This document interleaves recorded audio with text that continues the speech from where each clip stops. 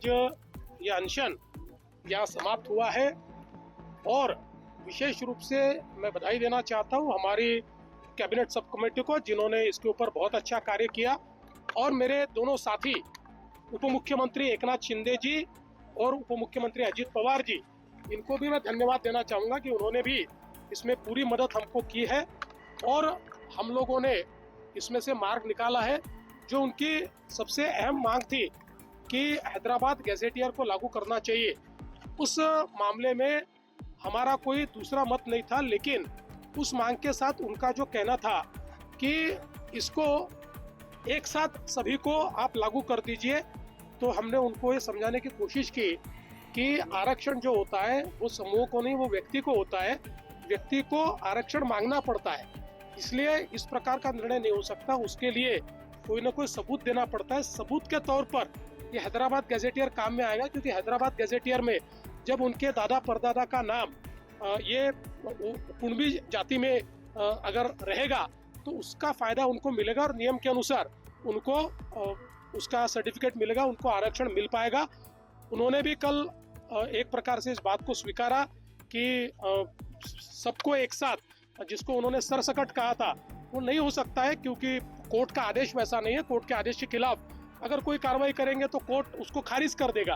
उन्होंने भी वो स्वीकारा, तो हमारे लिए फिर मार्ग आसान हुआ और हमने हैदराबाद गैजेटियर को लागू करने का निर्णय वहाँ पर लिया है, जिसमें पुराने रिकॉर्ड्स ये सारे मिलेंगे और उन रिकॉर्ड्स में जिनके खून के रिश्ते में अगर इस प्रकार से जाति का उल्लेख मिलेगा तो उनको उसका फायदा मिलेगा, जिसके कारण मराठा समाज को मुझे ऐसा लगता है कि बहुत फायदा इसके कारण मिलने वाला है। और विशेष रूप से मराठवाड़ा में जो मराठा समाज है उसके लिए जो एक तकलीफ थी कि मराठवाड़ा ये चूंकि निजाम के राज में था, वो अंग्रेजों के राज में नहीं था, इसलिए वहाँ पर एविडेंस का एक बड़ा प्रॉब्लम था, साक्ष्य मिलते नहीं थे, तो इसके कारण वो साक्ष्य मिलेंगे।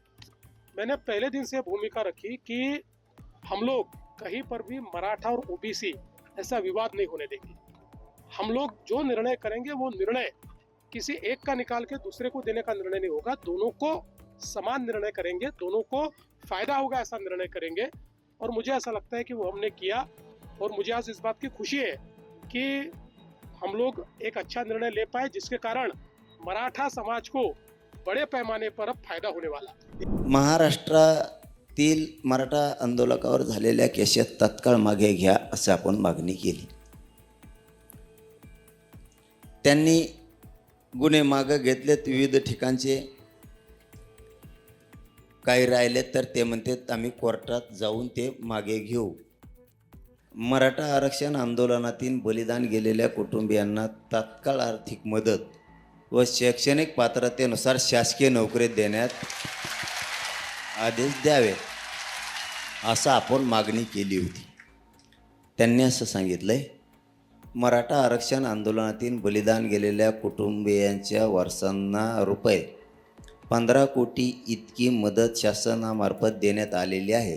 याच्या आधी उर्वरित कुटुंबियांना आर्थिक मदत एका आठवड्याच्या आत त्याच्या खात्यावर जमा करण्यात येईल असं त्यांनी सांगितलंय।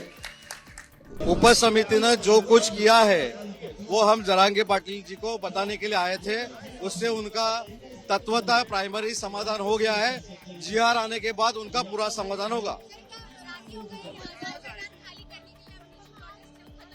उसमें जो कोर्ट ने कुछ निर्देश दिए हैं उसके बाद हम उनको मिलने आए, तो हम उनसे बात कर रहे हैं, गवर्नमेंट करके उपसमिति करके बात कर रहे हैं, उपसमिति उनके साथ बात कर रहे हैं, इसलिए ये सब भीड़ है।